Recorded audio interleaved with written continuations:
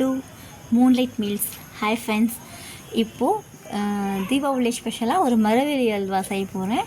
இது மரவள்ளி கிழங்கு தான். அதை நம்ம க்ளீன் பண்ணிவிட்டு நல்லா துருவி எடுத்துக்கணுங்க.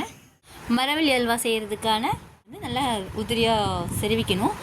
நெக்ஸ்ட்டு சர்க்கரை 1 கிலோ மரவள்ளிக்கு ஒரு 1.25 கிலோ சர்க்கரை போட்டுக்கலாம். கூடவே நெய் எடுத்து வச்சுக்கோங்க. தேவையான அளவு ஊற்றிக்கலாம் நெய். அதுபோக ஏலக்காய், திராட்சை, முந்திரி ஆட் பண்ணிக்கலாம். ஊற்றிக்கிட்டதை நம்ம இப்போது இட்லி பாத்திரத்தில் வச்சு ஆவியில் வேக போடணுங்க. வெந்ததுக்கப்புறம் இட்லி பாத்திரத்தில் எடுத்துகிட்டு ஆவியில் வேக வைக்கிறதுக்காக அரேஞ்ச் பண்ணியிருக்கேன்.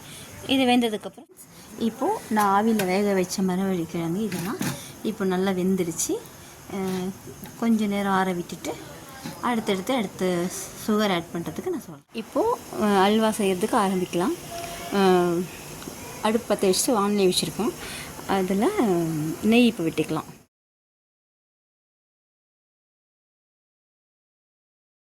வச்சுருக்கிற ஏலக்காய், திராட்சை, முந்திரியை நான் ஆட் பண்ணுறேன். சிம்மில் வச்சுக்கோங்க, ரொம்ப ஸ்பீடாக வேணாம்.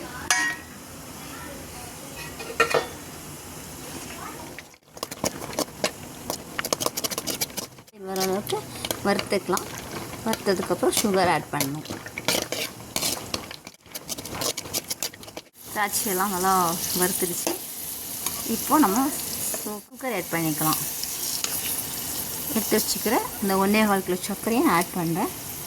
உங்களுக்கு எவ்வளோ தேவையோ அவ்வளோ பண்ணிக்கோங்க.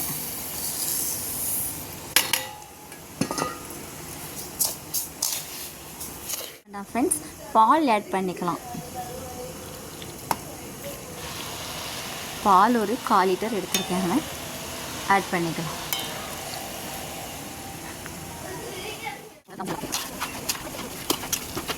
கலர் பொடி லைட்டாக சேர்த்திக்கலாம் ஃப்ரெண்ட்ஸ். அந்த கலர் தான் கொஞ்சம் எடுப்பாக கொடுக்கும்.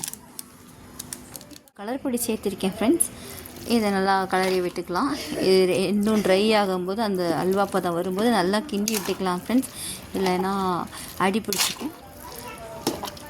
சுகரும் இந்த பாலும் கரெக்டாக இஞ்சி மரவள்ளி கிழங்கு கரெக்டாக ஆட் ஆனதுக்கப்புறம் நம்ம இறக்கி சர்வ் பண்ணிக்கலாம். ரெடி ஆயிடுச்சுங்க.